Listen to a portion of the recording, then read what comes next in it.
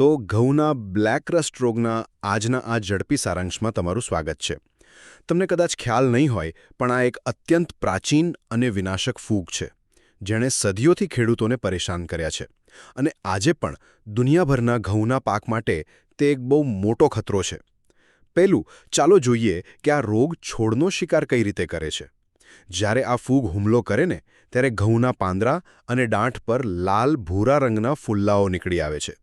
પછી આ ફુલ્લા ફાટે એટલે પાન ભૂરું અને છેવટે કાળા ડાઘવાળું બની જાય છે.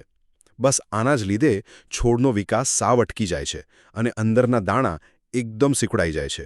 બીજું, આ રોગનો ઇતિહાસ ખરેખર બહુ જ ચોંકાવનારો છે. તમે કદાચ નહીં માનો, પણ પ્રાચીન રોમનો આનાથી એટલા બધા ડરતા હતા કે તેમણે તેને ખુશ કરવા ખાસ રોબિગુસ નામના દેવની પૂજા અને બલિદાન પણ શરૂ કર્યું હતું. અને હા, આ માત્ર ઇતિહાસની વાત નથી હો. આજે પણ ભારતમાં દર વર્ષે આના લીધે અંદાજે 40 મિલિયન રૂપિયાનું નુકસાન થાય છે.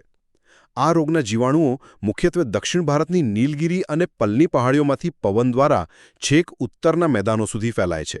છેલ્લે વાત કરીએ આ ફૂગની જટિલતા અને એક નવા મોટા ખતરા વિશે. આ એક ઓબ્લિગેટ પેરાસાઇટ એટલે કે સંપૂર્ણ પરોપજીવી છે. એને પોતાનું જીવનચક્ર પૂરું કરવા ઘઉં ઉપરાંત બારબેરી જેવા અન્ય છોડની પણ જરૂર પડે છે.